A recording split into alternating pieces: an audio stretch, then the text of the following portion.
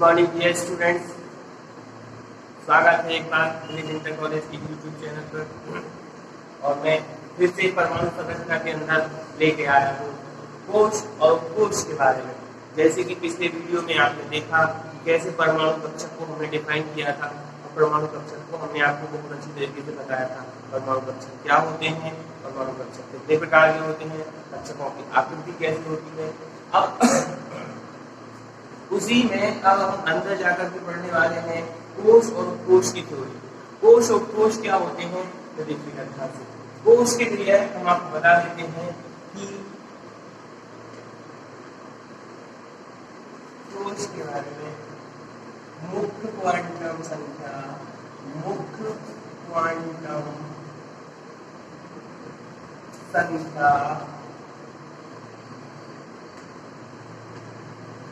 n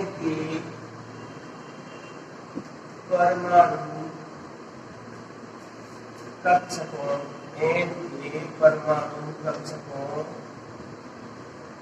का समूह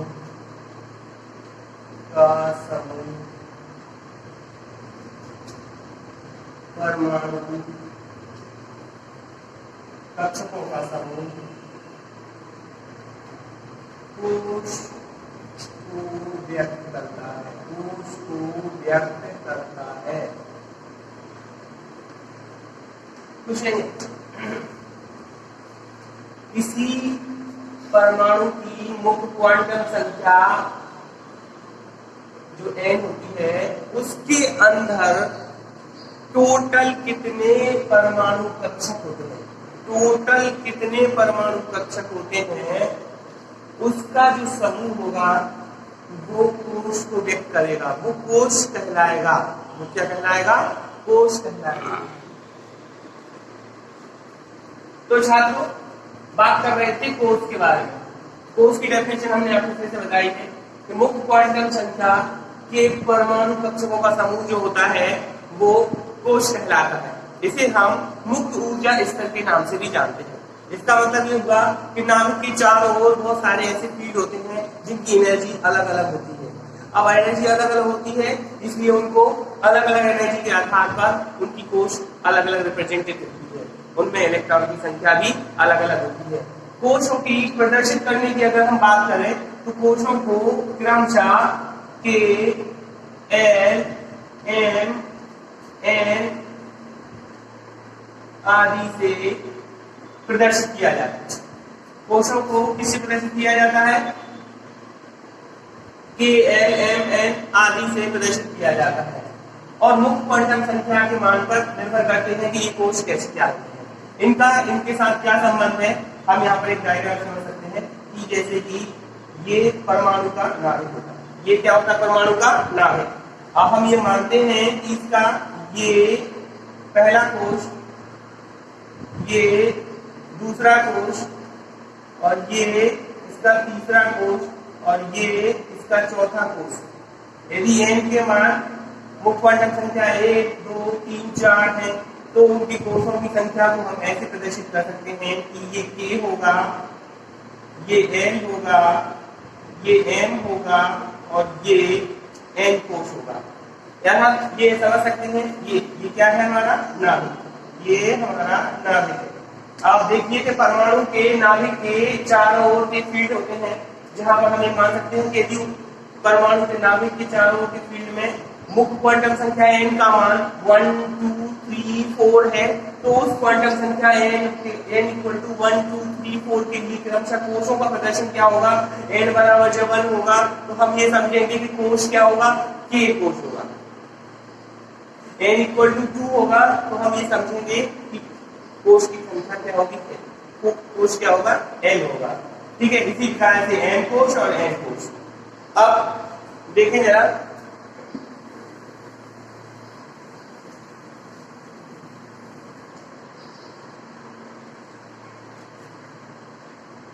कोशों में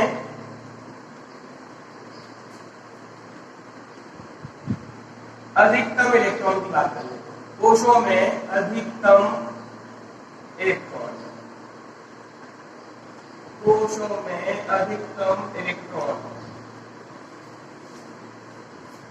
कोशों में अधिकतम इलेक्ट्रॉन, एक वैज्ञानिक थे बोरवली, उन्होंने एक सुझाव दिया जिसके तहत कोशों के अंदर उनके अधिकतम इलेक्ट्रॉन की संख्या निर्धारित हुई। कोशों में अधिकतम इलेक्ट्रॉन रूल जो है वो 2n स्क्वायर के अकॉर्डिंग भरे जाते हैं।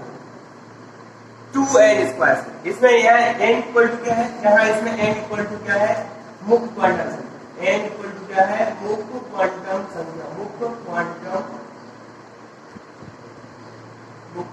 संख्या। अर्थात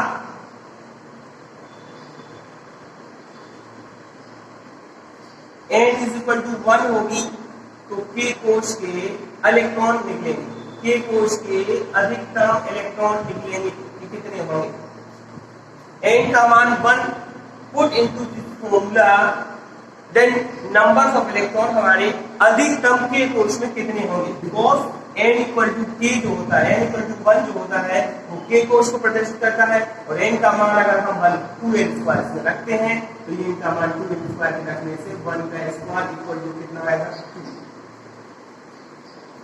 तो k कोश में अधिकतम इलेक्ट्रॉन कितने होते हैं, 2। इसी प्रकार से n इक्वल टू 2 तो k कोश के बाद कोश क्या होगा, l होगा, और l में अधिकतम इलेक्ट्रॉन कैसे आएंगे, 2 into 2 is equal to 8।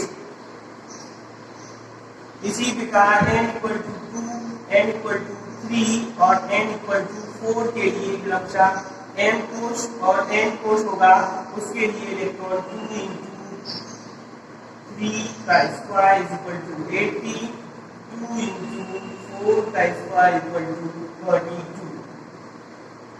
इस हिसाब से कोशों में अधिकतम इलेक्ट्रॉन, कोशों में अधिकतम इलेक्ट्रॉन k कोश में 2 इलेक्ट्रॉन, l कोश में 8 इलेक्ट्रॉन, m कोश में 18 इलेक्ट्रॉन और n कोश में 32 इलेक्ट्रॉन होते हैं, जो कि 2n स्क्वायर के हिसाब से अधिकतम होते हैं। ठीक है, बहुत आसान है, कोश की थ्योरी समझना बहुत आसान है। जैसे कि हम आप बात करते हैं कोश के बाद जो कोश लिखा है, जैसे कि कोश की डेफिनेशन में हमने बोला था कि मुक्त क्वांटम संख्या के परमाणु कक्षक जितने होते हैं, n के मान के अंदर जितने परमाणु कक्षक होते हैं उन परमाणु कक्षकों के समूह को कोश कहा जाता है। और अब बात करते हैं अगर वो कोश की, तो कोश में क्या होता है, ये मुख्य क्वांटम संख्या n तथा द्विगंशी क्वांटम संख्या l के अंदर जितने भी परमाणु कक्षक होते हैं उनका समूह क्या कहलाता है, उपकोश को प्रदर्शित करता है। किसको प्रदर्शित करता है, उपकोश को प्रदर्शित करता है। ये देखिए कैसे बात हम उपकोश की करते हैं, बात उपकोश की करते हैं।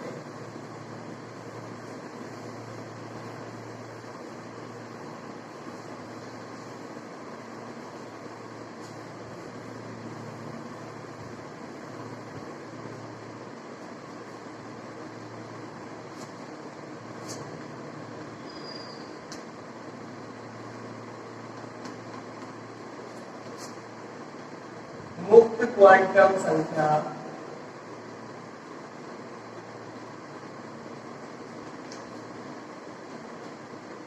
n तथा द्विगंशी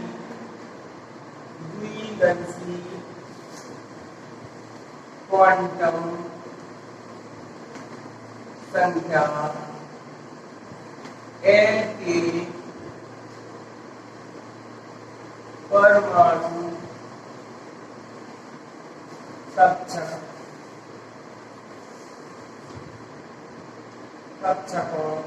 का समूह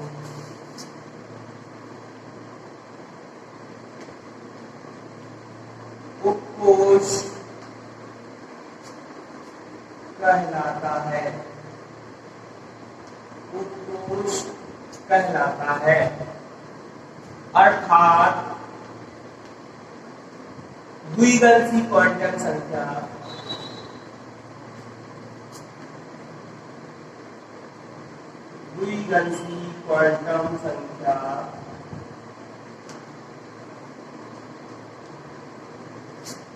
L इज इक्वल टू 0 है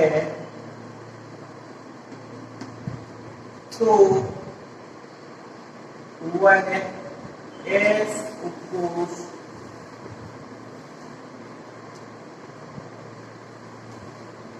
होगा। यदि द्विघन की क्वांटम संख्या L इक्वल टू 0 है तो S उपकोष होगा। तो उस उपकोष कौन सा उपकोष प्रदर्शित करेगा? S उपकोष को। इसी प्रकार L equal to 1, L equal to 2 और L इक्वल टू 3 यदि है तो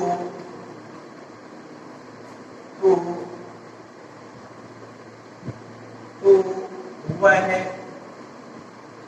P उपकोष होगा। तो वह B उपकोष होगा। तो वह F उपकोष होगा।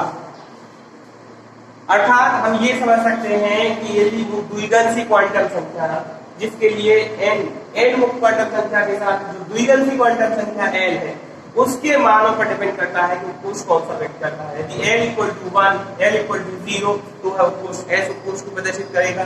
यदि l इक्वल टू 1 है, 2 है, 3 है तो क्रमशः वो उपकोष कौन से होंगे? वो उपकोष P, D और F होंगे। इससे स्पष्ट होता है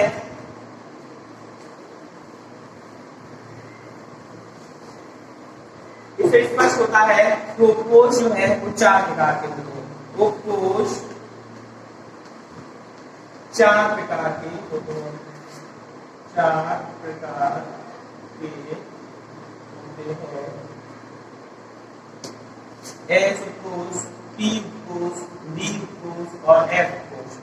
अब यहीं पर इलेक्ट्रॉन की संख्या की में बात करें तो उपकोष के अंदर इलेक्ट्रॉन की संख्या की बात करें तो S उपकोष के अंदर 2 इलेक्ट्रॉन होते हैं, P उपकोष के अंदर 6 इलेक्ट्रॉन होते हैं और D उपकोष के अंदर 10 इलेक्ट्रॉन होते हैं और F उपकोष के अंदर 14 इलेक्ट्रॉन होते हैं।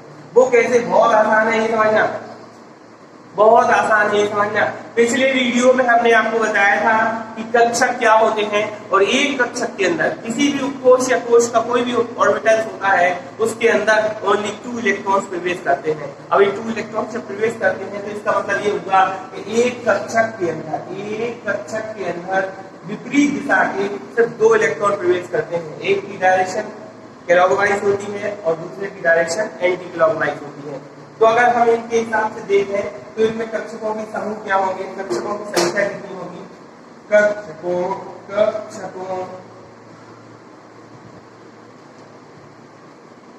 की संख्या देखिए ध्यान से, S ऑर्बिटल के अंदर 2 इलेक्ट्रॉन है, इसका मतलब है कक्षकों की संख्या इसके अंदर कितनी होगी? कक्षकों की संख्या होगी 1, क्योंकि कक्षक के अंदर एक कक्षक के अंदर 2 इलेक्ट्रॉन होंगे और यहाँ इलेक्ट्रॉन्स कितने हैं? कितने इलेक्ट्रॉन? 2, तो कक्षक की संख्या कितनी होगी? 1। अर्थात इसका मतलब ये हुआ कि हम ये कह सकते हैं कि S उपकोष के अंदर केवल एक कक्षक होता है जिसके अंदर 2 इलेक्ट्रॉन होते हैं। अब बात करते हैं P ऑर्बिटल, P उपकोष की। तो P उपकोष में 6 इलेक्ट्रॉन होते हैं तो कक्षकों की संख्या हो जाएगी 3।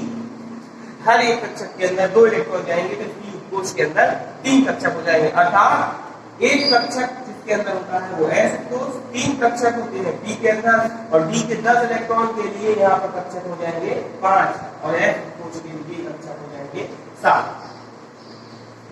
तो ध्यान से देखिए, ये उपकोष के अंदर ये इलेक्ट्रॉन्स की संख्या है, मैक्सिमम इलेक्ट्रॉन्स की संख्या है, उसके अकॉर्डिंग आपकी कक्षकों की संख्या कितनी? 1, 3, 5, 7। मतलब ये कि S कक्षक के अंदर एक ऑर्बिटल होता है, P उपकोष के अंदर 3 और D उपकोष के अंदर 5 और F उपकोष के अंदर 7 कक्षक होते हैं। तो अब अगर बात की जाए कि उपकोष के तीनों के साथ अगर देखे जाए इनका कॉम्बिनेशन मिलाया जाए तो यहाँ ध्यान से देखिए, बहुत बढ़िया बात बता रहा हूं। देखिए यहाँ पर देखिए, मुक्त क्वांटम संख्या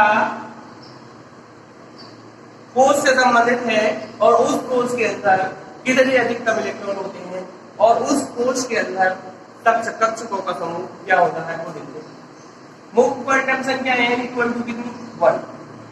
यानी मुक्त क्वांटम संख्या का मान यदि 1 है तो वह K कोष को प्रदर्शित करेगा। K कोष में अधिकतम इलेक्ट्रॉन होते हैं 2। K कोष में अधिकतम इलेक्ट्रॉन कितने होते हैं? 2। तो फिर कक्षकों की संख्या कितनी होगी?